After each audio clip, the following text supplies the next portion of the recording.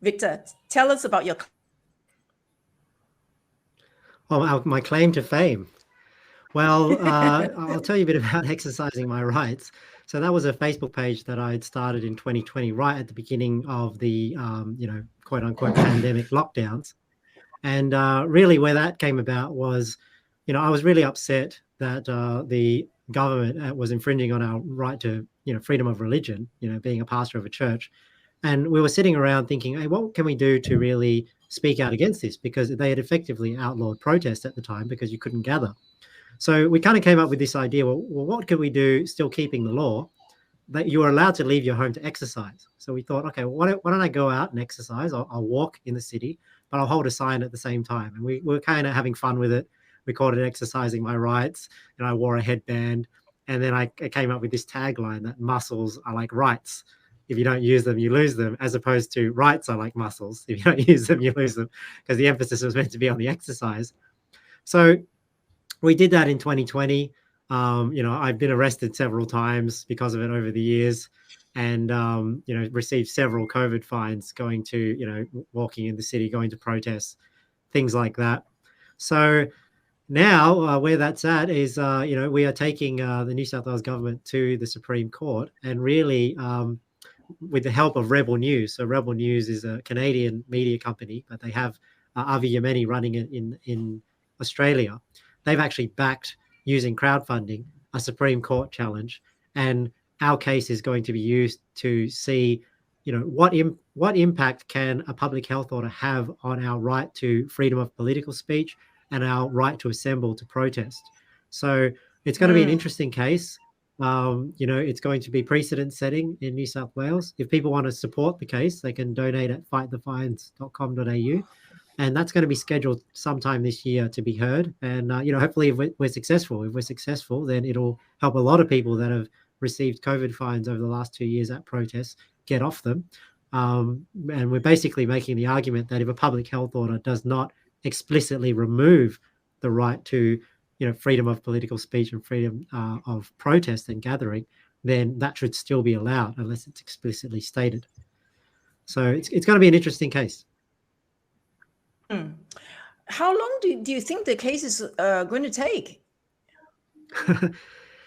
Probably. Well, as you know, the legal system moves very slowly. I mean, the one we're taking to the Supreme Court was from an arrest in September 2020, and it still hasn't been heard. So these things take time, and that's the unfortunate thing. Sometimes police know that these issues, sometimes the punishment is the process, where they take you through the process to defend yourself. Yeah. And the cost. That does more damage to you financially and time-wise than, so it's not a fair playing field. The government obviously is using tax dollars to defend themselves, so they've got unlimited, financial means. But we have to try and crowdfund it and try and depend on people to make an investment in justice. But ultimately, if we want change in this country, it's not going to come through the courts. So because ultimately the judges and the courts are bound by legislation that is passed by politicians. So whilst we try and lobby our politicians, we protest, we take them to court, we try and fight for justice in the court, people have to realize that, protesting and going to court is not enough. We really need to be involved in the political process. And this is why I decided to run as a candidate, because, I wanted to get more involved politically to make my activism energy as effective as possible. And ultimately, the root of the problem in our country is authoritarian politicians. Most of us who are principled people and, good people, what we've done is we have basically exited politics, and either it's taboo or we didn't really think about it and we didn't get involved. And what is left now are all the people that are authoritarian, want to tell us how to live our lives, remove our freedoms, remove our rights. So I think people need to wake up in this country. We need to get involved. We need to help out a party, get involved in the political process, run or volunteer, and we'll hit them where it really hurts. And where is that? That's at the ballot box.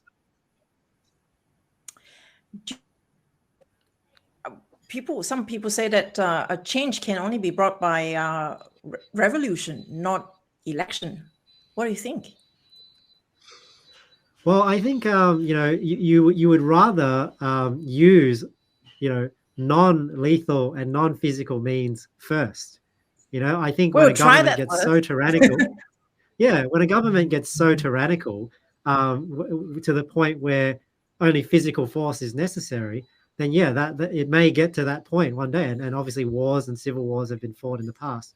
I don't think we're at that point yet in Australia. I think we still have hope where we can use a democratic system, we can use political discourse, we can, because if we allow freedom of speech and we have that public discourse, then hopefully it doesn't get to those sort of violent means. Very good. I think, Victor, you're such a, I can see, ambitious and young, energetic, visionary. I think a star of a politician, right? And been a pastor, I'm sure that you are deeply, have your faith. Very, I assume that you practice the faith is for the purpose of you really find out what is God, find the God within yourself and within everyone else's.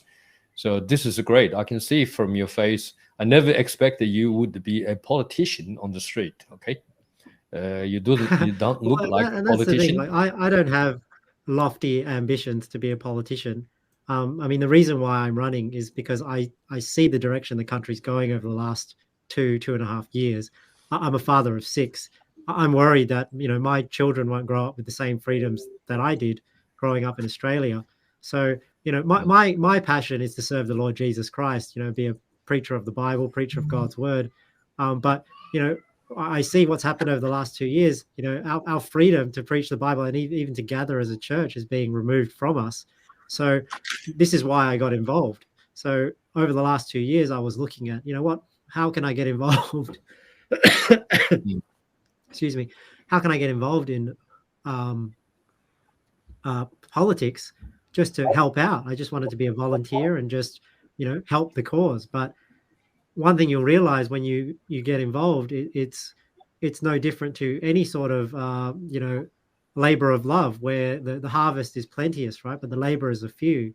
So I realized, if principled people do not put their hand up and put their hat in the ring and stand as candidates, you may not even have a choice in your electorate to vote for somebody who is a sort of a freedom friendly candidate.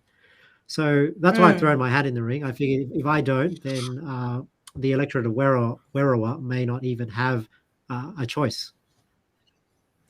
Werriwa is a pretty left-leaning electorate. Would you say that? Well, yeah, it's a predominantly Labor. It's been a safe Labor seat. That's what they would define it as. But the thing is,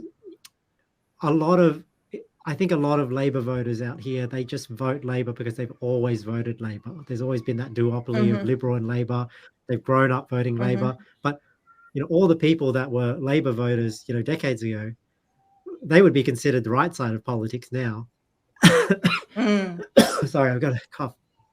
The challenge is making them realize that there's not only 2 options out there. But I think there is hope because, traditionally it was a very safe Labor seat in the 60%. The margin that Labor has held over Liberal in the 2-party preferred result has been reducing. Last election, it was 55 to 45. And in our last local council elections for Liverpool, a Liberal mayor was actually voted in.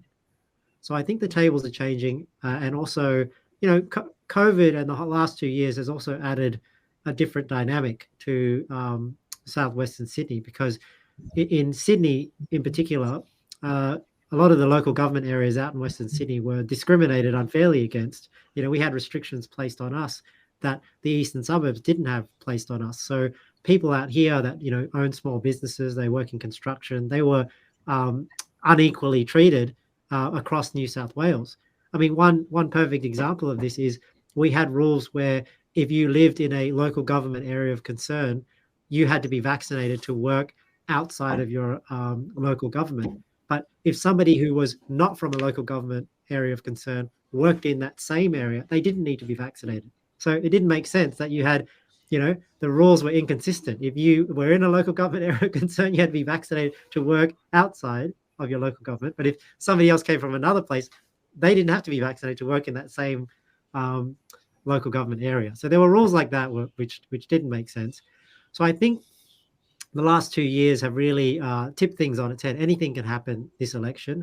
And, just talking with a lot of families out in southwestern Sydney, a lot of people are upset about what has happened. A lot of people have lost businesses. A lot of people have lost their jobs. They were upset that their school children couldn't go to school because out in Western Sydney, a lot of families are out here. All the young families move out to Western Sydney because housing prices in Sydney are so expensive. So I don't think we should get discouraged just because, they say supposedly 90+% of people are vaccinated. When we look at the booster numbers, I mean, a lot of people did not optionally get the booster. So I don't think we should think if 90% of people got vaccinated, they're for mandatory vaccines. I think a lot of those people got vaccinated because they were coerced into getting vaccines. And a lot of them are upset that they got coerced into getting vaccines. And a lot of people would not be vaccinated were it not for the government coercion. So it's going to be an interesting election, I think. Do you think all the discrimination is because of different social status, or is it because of race, ethnic group? No, I don't think it's either. When you talk about the medical discrimination. No, because the way how southern southwest Sydney been discriminated against. Do you think that's more racial based than anything else? You think so? There's probably a few factors that go into it. I don't think it's a race. I think it's probably political because, we have a Liberal government, and mainly the local government areas that were, discriminated against were Labor areas. So there's a theory there that, they were harder on Labor areas because of a Liberal government. But I would say it's hard to pinpoint exactly what the factor is. I'm sure there's many factors that go into it, but ultimately it doesn't matter what the motive was. The result was, people were treated unfairly, and a lot of people in Western Sydney are really upset about that. Yeah, it just seems that from all the videos that we see, like all the police brutality they being carried out is mostly on the southwest side of Sydney. Is that correct? Well, I don't know if I can comment too much about it. I mean, sometimes we get a skewed view of police activity on the media, because obviously people are going to share things that are a bit more heart pulling. I'm sure there's a lot of good policemen out there, but you're right. I think the police were finding it very hard to police these things. I think just maybe the cultures between the different areas of Sydney as well. Obviously, out towards the west, you have a different culture of people. Maybe a bit more rough people out here. So obviously, the police out here are going to be a bit different to the police in other areas. So obviously, I condemn it all, and I don't think the police should have done a lot of the things that we saw happen on social media. But I don't know all the factors that go into that. So Seven, you have a question.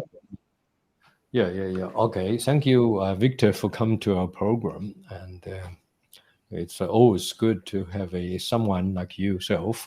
Okay, I can see from our discussion, really get into the heart of trying to find what's the problem, and then perhaps then to derive to a solution to the problem. Okay, I mean, this is any person have any conscience, and they have the righteous view, and have any believe in God or in Buddha or any religion. It's all about doing good things to each other.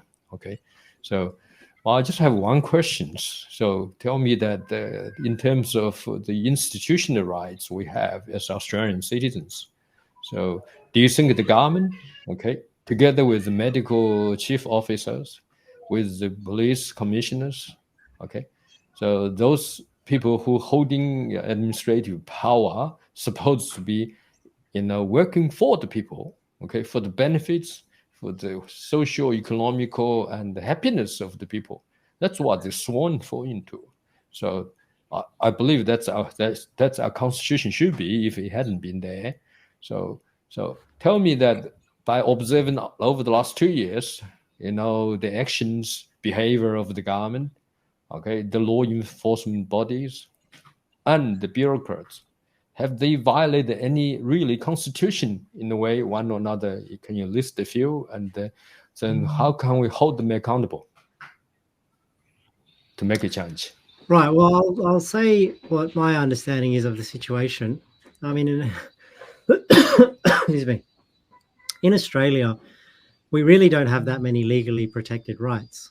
I think there's only, I think I've read on the internet, there's only really 4 or 5 or something rights outlined in our constitution, and some of them are implied. Yeah, freedom of speech is not one. You're right. It's speech just implied. It's like implied freedom of political expression, and protest is about, because we have a democratic process, but it's not actually outlined. Freedom of religion is one that is actually specified in the Constitution. Obviously, they're not unlimited rights. There's probably situations where, I don't know, they can't exist, but I'm sure it gets very complicated. But what I understand from what my lawyer has explained to me is the politicians are basically using emergency powers to get around, these rights in our constitution. So, it's these emergency powers that need to end that they keep extending. So they're using them like any dictator does. They use emergency powers, declare themselves, the dictator of whatever, and they abuse them and they extend them and keep extending them, and they don't let go of that power. Now, how do we? I think the second part of your question was, what can we do about it? Was that right? Yeah. So firstly is what kind of constitutional rights we have. By the sounds, we don't have much constitutional rights. I thought we have the rights of freedom of speech, and we have the freedom of religion. Well, freedom of religion is outlined in the Constitution, and freedom of speech is not. So we have implied freedom of speech. But one policy the Liberal Democrats in our Freedom Manifesto is freedom of speech. We want to add an amendment to the Constitution to add the American freedom of speech amendment into our Constitution. But ultimately, laws only matter if you have politicians that respect the laws. If you don't have politicians that respect the laws, then they abuse emergency powers. They use the police to enforce laws that may be unconstitutional. You try and go to the courts, and the courts, answer to the laws. So I think at the root of the problem, we have to replace the authoritarian politicians we have in government with politicians that will respect our freedoms, that will stand up for what's right. And like I said at the beginning of this program, people need to get involved. We can't complain about, the politicians when we're not involved. There's very few people actually involved in politics. I mean, in any electorate, the major parties may have, a couple of hundred people, involved in letterboxing, getting the word out, volunteering at a voting booth. Minor parties sometimes struggle to get 5 to 10 people to volunteer. But can you imagine, we had hundreds and hundreds of thousands of people at Canberra protesting against government, authoritarianism, tyranny. If just a fraction of those people volunteered for a political party or an independent in their area, gone on a booth, handed out flyers, explained to people how preferential voting works, we would really shake things up. Well, can I reasonably say, by what you just said, we've been, from the top down since 200 some years ago, since the first convicts landed in this country, we've been actually building our nation on the basis of slaverism, basically. So we don't have any rights. We've been just the down under being treated as a slave process where we can produce agricultural stuff, whatever we got, and then make a donation to the king, to the authority. I mean, to the UK, that time, Commonwealth, right? So are we still paying anything to them, or we don't? Or we're doing that. The politicians are, keep paying back to the back door. So the benefit. I'm not sure I understand the question. I understand that we have a history in Australia of people that have grown up here. They descended from convicts, and we were initially a British colony. But that's history. Nowadays, we rarely have any sort of dependence on Britain. The Queen is really just a symbol. We're basically an independent country, and we're a democratic independent country. So, anyone who's a citizen has the right to get involved in politics, run for an election, participate in the democratic process. It's not necessarily a fair playing field. That's a whole other question. But, the opportunity is there. And I think if enough people got involved, like I said, if a fraction of the people that go out and protest and lobby, if they got involved in their local area and really grew a grassroots movement in their area, that's how we make a change. We replace one politician at a time in each electorate with people that are principled and will protect and respect freedom.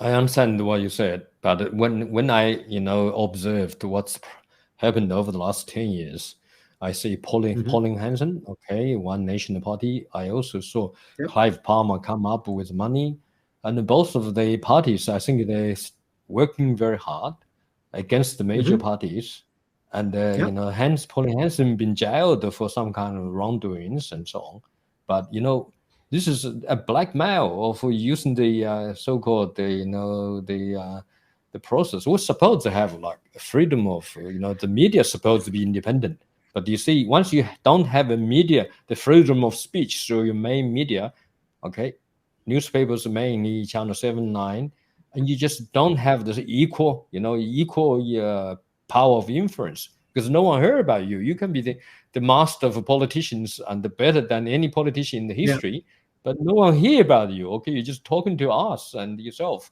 in the few things. So the first thing we need to solve is go through work with capitalism. Wake up a few people like Clive Palmer have money, and they should have their own station, own TV, and own newspaper. Can they do that?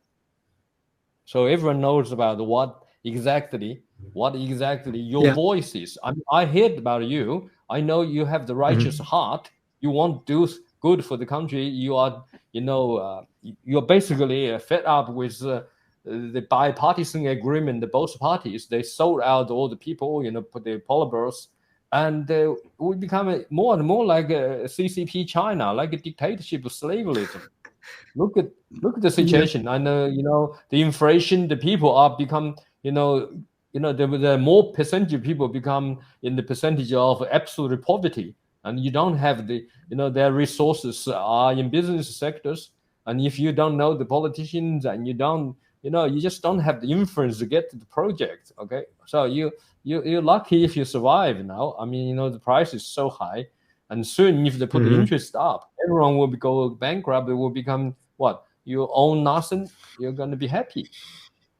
Yeah, I know. I've heard about that. Well, let me. I understand that. Yeah, I understand what you're saying. Like it's not an entirely fair playing field. I mean, obviously, on the one hand, you have the media, the mainstream media, and all the government regulations that do not allow competitors into the tech market, into the media market. And it creates this sort of monopoly or oligopolies in these markets, and they favor the major party. So you have that influence. You've got big business also giving to the major party, so they have that money too, unless you have somebody like Clive Palmer to really back your campaign and put out that media. So and you also have the major parties creating legislation that make it unfair for minor parties. So for example, the member limits that they increase. You have, you get AEC funding, back for primary votes, but you have to get at least 4%. So that's sort of a barrier to entry for a minor party as well, because they have to get at least 4% to get some of their election funding back. So it's not a fair playing field. But, I think instead of us focusing on the things that we can't control and obviously there's all these problems, I like to focus on, what can we do about it, right? So, yes, we may not have media influence. We may not have the money. We may not have, rules slighted in our favor politically, like the election sort of rules that I talk about. But you know what they can't stop me from doing? They can't stop me from going down the street and talking to a neighbor and telling them, vote one Liberal Democrats. They can't stop me going to the train station, getting my name out there and saying, vote one Liberal Democrats. So, we can sit back and say, poor me, until it gets to the point where, we have to scramble for some weapons and have a physical revolution because, it's just communist, tyrannical Nazi Germany.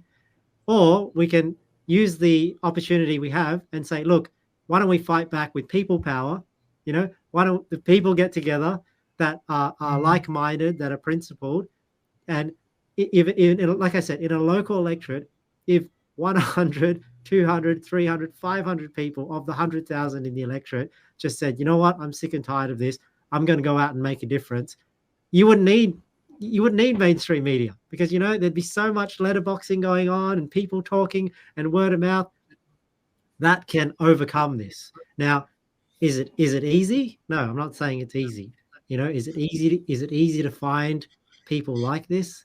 It's not. But there are so many people out there upset, and like I said, if they just got involved in the process, money can't buy trust and word of mouth. And I think we have a chance here. We have a chance if we work and we get the word out. I think we could make a difference. I still have some hope there. Well, I really admire your courage, and it looks like you're going to be very persistent. I mean, I saw in the last 10 years, I went to Canberra many times. I met the prime ministers, deputies, and ministers, and quite often I have a close meeting with them, including the major politicians, and of both parties. But I can really see, but I wasn't studied much about really how the whole system works. I thought it was just, as you said, the liberal democrat. I thought it was a fairly equal thing, but then when you analyze the whole political process, the institution and how the interaction taking place, how is that interacted with media, especially under COVID, no one have any true voice can be heard. This is, as Miles Gore said, media is powerful as what? As 5 nuclear bombs. When you control one major, imagine if you been given the right to access Channel 7 or Channel 9, anyone, and you are there 24 hours a day with your team to talk about your political ideology, and then to give the best presentation and ideology, and the fairly can open yourself and tell people what you're going to do. I'm sure you have all the resilience from people, because 99% people are poor people in this country. I mean, hardworking people, middle class, but they become absolutely poverty as time goes. Especially, we can see the vaccination injury comes. They'll be unemployed. They can't afford to pay the mortgages and then go bankrupt. Basically, you'll be owning nothing and you'll be happy anyway. I don't think you'll be happy if you own nothing. It's still a capitalist country, right? I mean, if you rely on the handout, you'll own nothing, but they'll own everything. Yeah. So I think just give you a situation. It's an unfair game politically. If you say yourself, you step into the ring, you be KO'd many times. Once you come there, and then someone will KO you easily, because there is no fair advantage for you at all. Think about it, the boxing game in the ring. So I mean, this is very brutal in politics, and they could find any fault you have done in high school, and so on. It's very dirty. So I think you're very pure. Been a political. It is. It's a political fight. It's a war. I can see. No pain, no gain. We have to be in the fight. If we're not in the fight, then even if it's like if if China invaded Australia, are you just going to let them do it, or are you going to stand up and fight? We'll stand up and fight. We'll fight till our dying breath. I admire your courage. Please, in that case, we'll offer you some voice praises. Please come here every Thursday. Well, what's the alternative? The alternative is we just roll over and take it, right? So it's like they say, I'd rather live on my feet than die on my knees, as they say.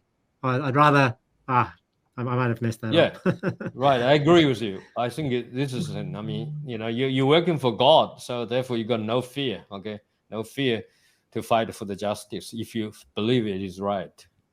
I mean, you never die anyway. Yeah. I wouldn't say it's no fear. Like they say, courage is not the absence of fear. Courage is just fearful, but you find the strength. You know, the Bible says, I can do all things through Christ, which strengtheneth me. So you just got to forge forward and leave the rest to God.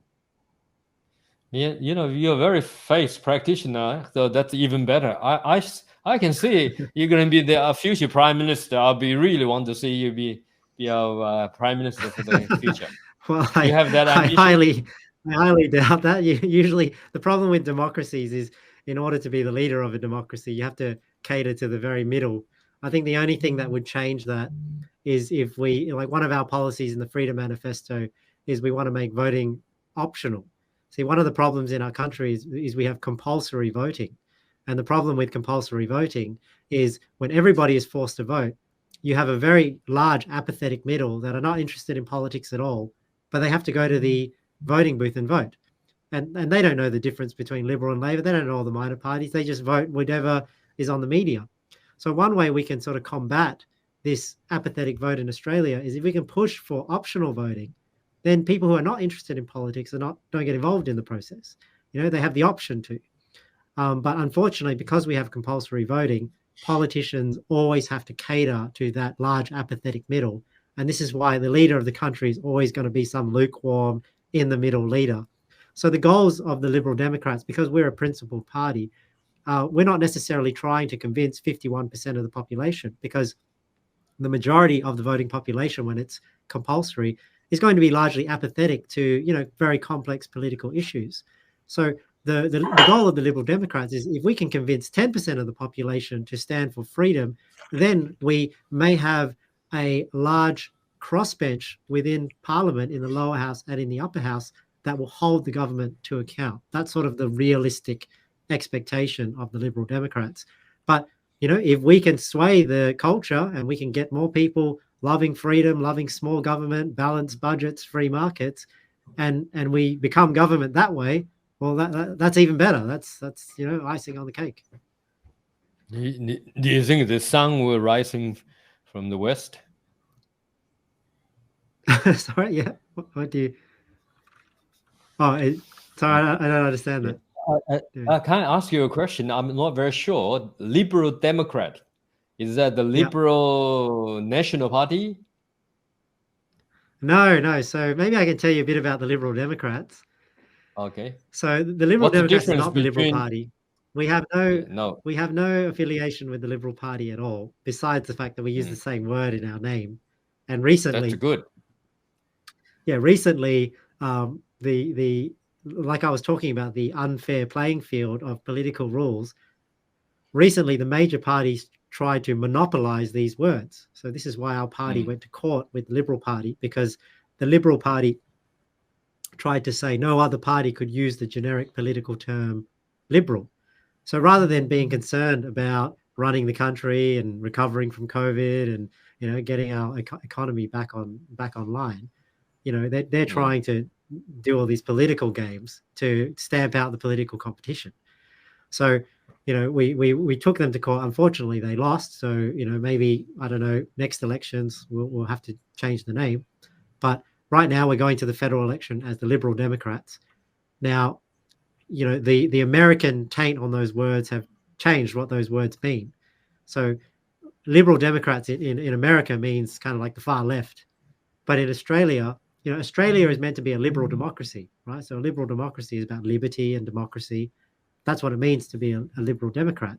And that's what the Liberal Party originally stood for. The Liberal Party originally stood for, free enterprise, freedom of speech, free markets, personal freedom, balanced budgets. But like you said, and maybe it's because of CCP influence, I'm not too sure, but you can see the major parties now are just going all the way left. They've infiltrated the left, and the communists have infiltrated the two major parties. And that's why the Liberal Party is unrecognizable to liberal values. So the Liberal Democrats are really what the Liberal Party should have been, which is standing for free markets, personal freedom, balanced budgets, small government, lower taxes.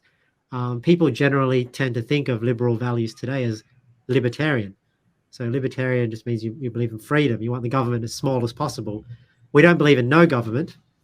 So we just want government as small as possible to preserve a civilized society.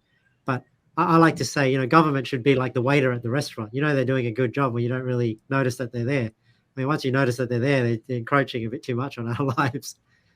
So that's what the Liberal Democrats stand for. They're really the only libertarian party in Australia.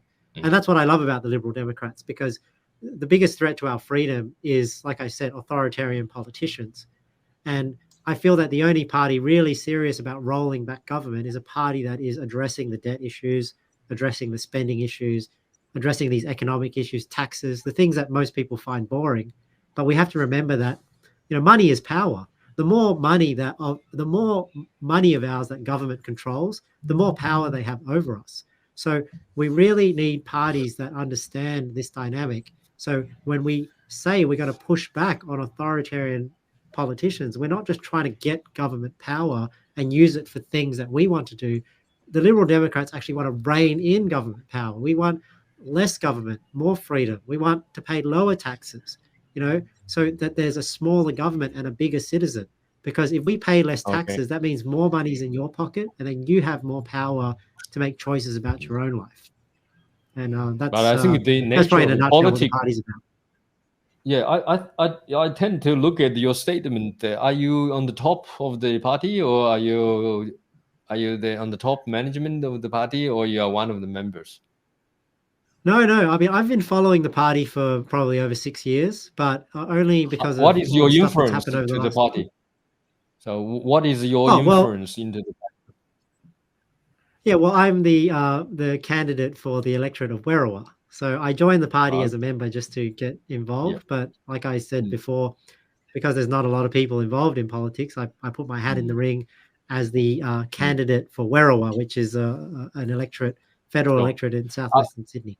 How do you see yourself being positioned in the next election? In what way? What do you mean by that? So in that electorate area, do you want to become a Senate? Well, no, I'm not running as so in politics, there's two houses in government. So there's a lower house and an upper house. And the reason why there's two houses is the lower house, it's the members of parliament. Excuse me.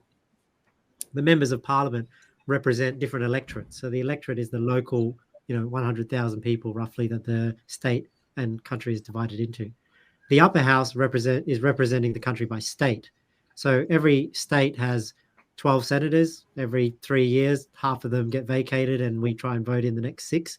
So you'll have, in the upcoming election, you have Senate candidates. So our Senate candidate for New South Wales is John Ruddock. Number 2 is John Larter. And then you'll have candidates for each individual electorate. So in the electorate of Werriwa, which is the local electorate that I live in, I'm running as that candidate. So if I am successfully elected, I will then become the member of parliament for Werriwa for that local electorate, not a senator. Okay, well, that's good luck. And are you getting enough weight beat the other guys? Sorry, am I getting enough? Are you the number one competitor for that position in the area? Well, by virtue of being a minor party, you're not going to be, you're already, not one of the top 2, because the top 2 are normally Liberal and Labor. But like we talked about, I'm trying to put up a good fight. I'd say, minor parties generally get in an election about 3 to 5%, right? 3 to 5%. So that's about what? 3 to 5,000 votes. If you can break double digits, so if you can get 10 to 15%. Let me ask you one question. I think I can see through the discussion, one of the most important questions now in society for people you represent is why people get jabbed. And then, and then knowingly the jabs doesn't work. Either party, they support the jabs, the major ones. And you are the one who against that, aren't you? Yeah? No, our party is not anti-vaccine. Our party is not anti-vaccine. We're pro-choice. So we don't want to stop people from getting vaccinated. If people, vaccination is a medical decision, right? People should make up their own choice. It's like you decide what to eat, you decide how to take care of your body. Vaccines should be the same. So vaccines should be free and available. we would like more free market solutions to vaccines and not just government, using our tax dollars to, buy like, 10 times the amount for each person. We think, private 10 times, companies should 11 times, manufacture vaccines and try and market them to people if they think people need them, and people should have the choice to buy them or not. So we're not anti-vaccine. We're not pro-vaccine. We just I believe know people should you're have not the choice. anti-vaccine. Can I ask you, Victor, have you been jabbed? If you can answer that question. Yeah. Me personally, no. I'm personally not vaccinated, so I you are prefer to use more anti-vaxxer, natural okay? means to. In the eyes of the government, you are Yeah, anti-vaxxer. probably. Okay, all right. In the eyes of the of government. course. Oh, that's how the media likes to coin you. That's how So the what do you media think? likes to If coin you. I was anti-vax before it was popular to be Yeah, anti-vax. that's correct. I mean, so you can attack both parties in that way, make yourself number one. Why not? You should be only 4%. You should be representing 94% of your region, the people being vaxxed, but the people who are suffering or the people know is going to suffer from the vaccine injuries. Now, working ahead the point and tell them if you were in power, you will smash the mandate of any medical equipment that been implanted into your body without your own consent. Okay, you're the choice. Your body, your choice. You're gonna do that forever in your life, and the other guys didn't do that, so they accidentally killed you guys. How do you think? Well, like I said, like my personal choice is not to be vaccinated. I think there are better ways to improve your immune system than vaccines. But I'm not anti-vax in the sense that I don't want to stop people from getting vaccinated if they believe that's good for their body. That's up to them. I just want freedom of choice. But yeah, I am against mandatory vaccinations. So I think mandatory vaccinations should not exist. I think any government mandatory vaccination should be abolished. There are industries where the government has mandated vaccines. The Liberal Democrats want to get rid of all that. They don't like vaccine passports, all the tracking. These are incompatible with a free society. People that have lost their jobs, it's really unfortunate. We don't want to impose on the rights of private businesses, but I believe that state governments and private businesses would not have mandated vaccines without the help of the federal government, without the coercion from governments. So, private businesses is not necessarily where our anger should be directed. Our anger should be directed at the politicians and bureaucrats that have really enabled these vaccine mandates to be possible. So if you have a mate who is for example, a nurse or a surgeon, so do they have to get jabbed before they're allowed to continue work?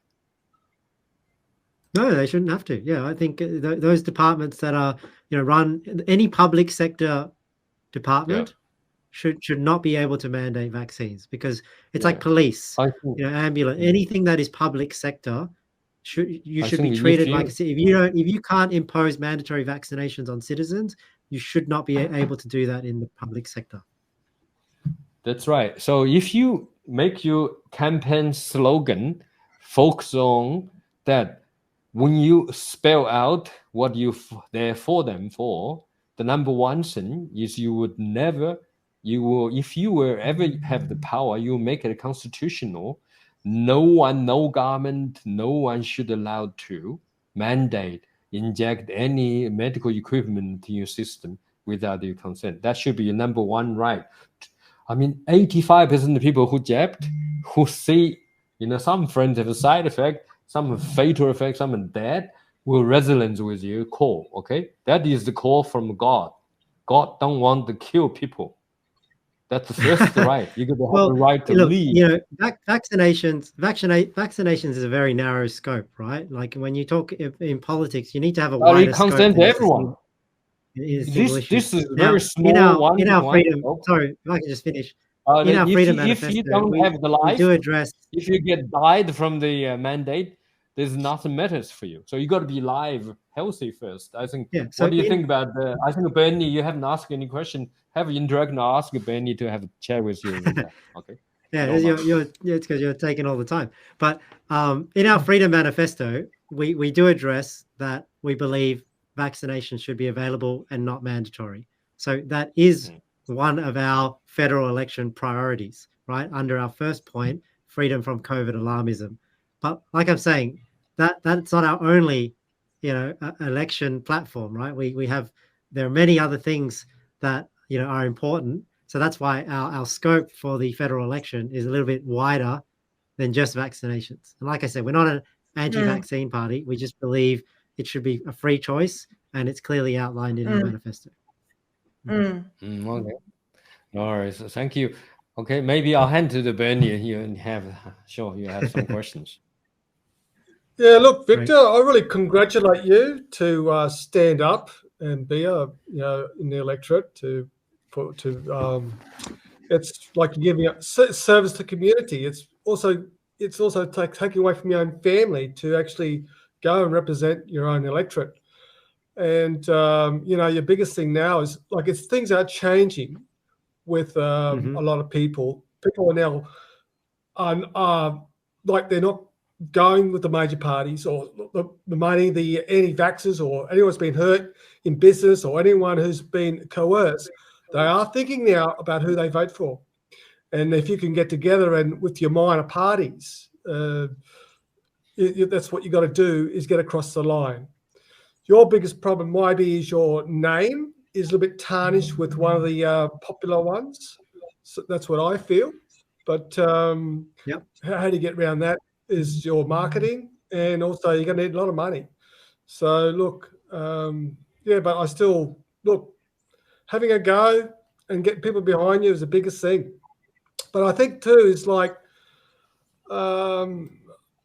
you're saying that everyone's got their rights to the vaccine, but it's pretty important because it's genocide. It's very, very important that people don't take the third jab and the fourth jab or whatever. If they want to have 5 and 6 jabs, there's still going to be some education to stop this exercise, this genocide. It's killing people, and it's very, very sad. I suppose too, like in this election coming up in looks like coming in May sometime, we're going to see a different election we had last time. But also too, okay, if we can get a few more independents across the line to change the energy in the Parliament House, it's going to be a good thing. I feel like it's the next few years going forward there's also some big changes because there's going to be a lot of people die. If we see 50% of the population, and if it's say a lot of people who have just took the jab who are Labor and Liberal voters, well, in the track, we have less people voting for those parties. So I think Ireland area is very, very, very much never took up the vaccine. We're in a very much area that's been hit by the floods. So, and there's probably been a target as well for these people. Also, there's been no money to this electorate because it's a Labor seat. So therefore, the government is not going to support a Labor seat. Same with our electorate. Anyway. So same with our electorate because it's a Labor seat doesn't. Yeah, so you're not going to get the any sort of infrastructure, etc., for your electorate. So they're not going to. This is going to wipe you. So, but you might have a case though, because people are a role who's in power now because they're disappointed. So but then you got this. New South Wales is Liberal now, and it's on their own. So what's going to happen? It's going to be a very, very different election. So with the government, how they've not helping the northern New South Wales area is because of this low vaccine. It's like punishment, and also it's a Labor area as well. It's punishment again, so they just don't care. So they've had more soldiers, more police force in this area pushing the vaccines than they had in this crisis. It's a health crisis. There's towns without electricity. People still living in evacuation centres, and there's no government help at all. So it's very, very sad, really. So anyway, look, back to you. I congratulate you on this next election. Just going to look at how you do your provincial voting, and keep these major, nasty, toxic parties out. Those 3 ugly sisters, they go right down the bottom in your in your. I don't know how you want to do it. Yeah, but 4 including the Nationals. 4 ugly sisters. 3 right to the bottom. What's your thoughts, Victor? Oh, sorry. What was the question? I thought I know you're making a few statements. Was there a specific question, or because you raised a lot of topics? No, Is there something specific? No, it's more of a statement, really. That are you making sure that the 3 ugly sisters go to the bottom of your election paper? Oh yeah, absolutely. You know, in terms of, I mean, how can minor parties work together? I mean, our party has made a preference deal with the United Australia Party. So United Australia Party is quite well known for speaking out against, you know, mandatory vaccines and the COVID lockdowns and all this. So on our how to vote cards that we give out, we've made a national agreement with United Australia Party to put them as number 2, and I believe we're putting One Nation as number 3. So if there's a United Australia Party or a One Nation candidate in the area, our how to vote card will recommend Liberal Democrats number 1, United Australia Party number 2, and One Nation number 3. In my electorate particularly, there's not going to be many other options. I don't even know if we're going to get a One Nation candidate. You know, and likely, you know, when it comes to Liberal, Labor and Greens, it's probably going to be in that order, to be honest, because Greens are almost like the sworn enemy of the Liberal Democrats, and Labor's really not that much different. So even though Liberal's pretty bad, they're probably better than Labor and the Greens. So what you're saying is there's only going to be like five names beyond that ballot paper. What are you saying? Yeah, in my electorate, last election there was 6. So it was Liberal, Labor, Greens, there was an Independent, and there was Christian Democrats and United Australia Party. Now, I don't know if there will be an Independent this year. If there isn't, then it could be 5. It could be me, United Australia Party, Liberal, Labor, Greens.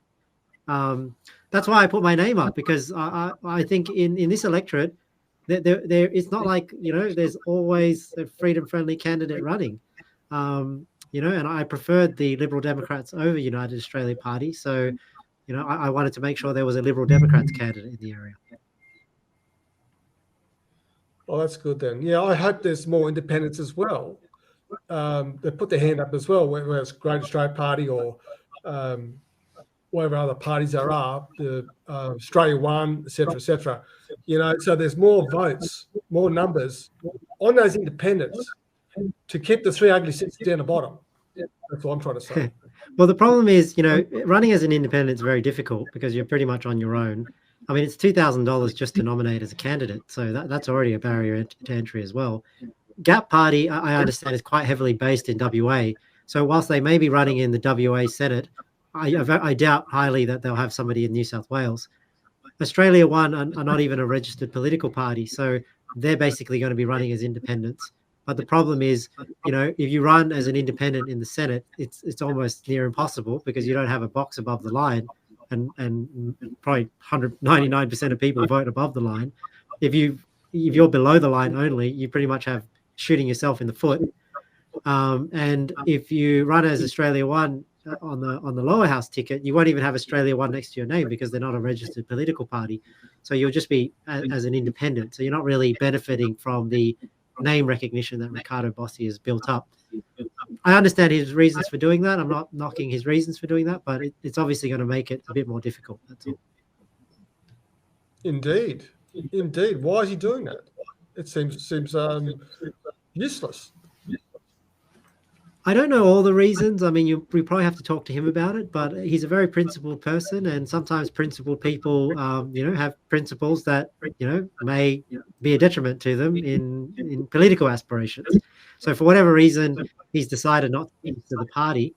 That's just going to make it difficult for people to run as an Australia One candidate because you're basically running as an independent. And then, you know, if you don't have the resources in your area to get your name out there, people aren't even going to know you're an Australia One candidate on the ballot because it won't say Australia One.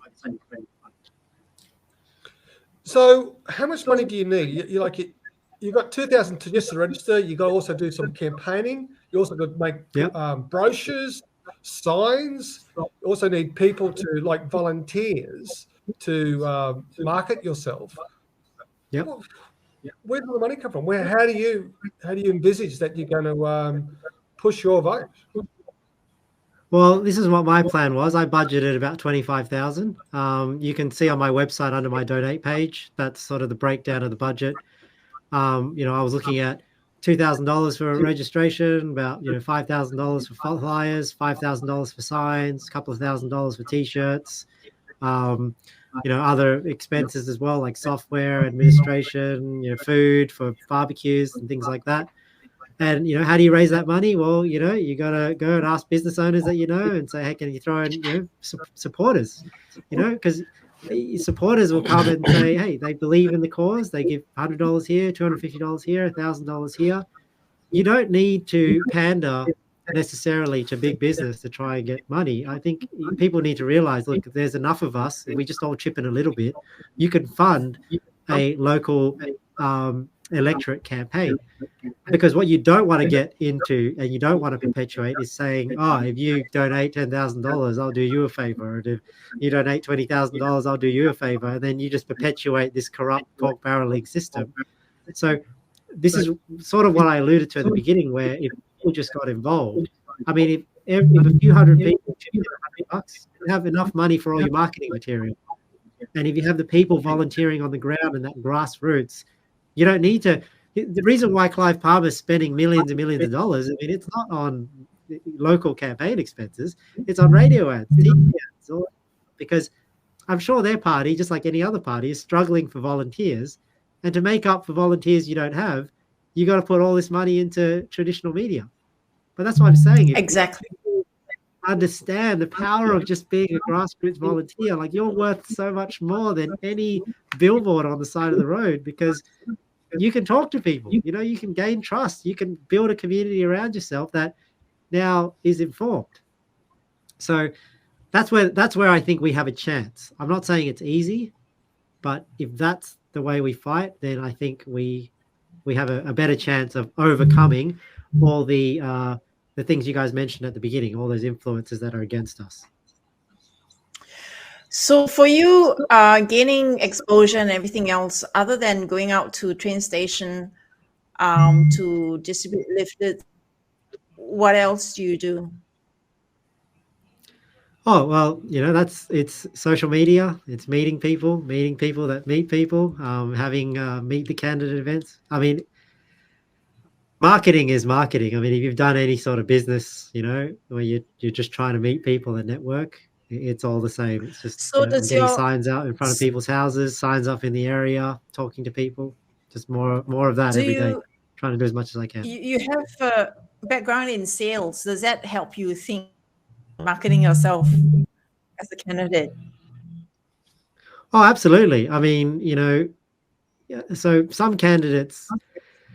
See, I'm a bit of a jack of all trades in the sense that, I'm able to get a website up. I'm able to do a bit of graphic design.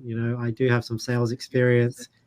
So obviously that allows me to do some of the things myself that I don't have to pay somebody else to do.